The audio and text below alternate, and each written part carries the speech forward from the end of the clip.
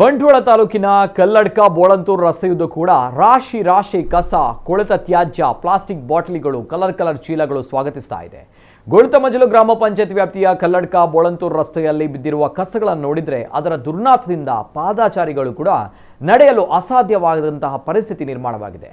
ಸಂಬಂಧಪಟ್ಟ ಅಧಿಕಾರಿಗಳು, ಗ್ರಾಮ ಪಂಚಾಯತ್ ಶೀಘ್ರವೇ ಸೂಕ್ತವಾದ ಕ್ರಮ ಕೈಗೊಳ್ಳುವಂತೆ ಇಲ್ಲಿನ ಸಾರ್ವಜನಿಕರು ಆಗ್ರಹಿಸಿದ್ದಾರೆ.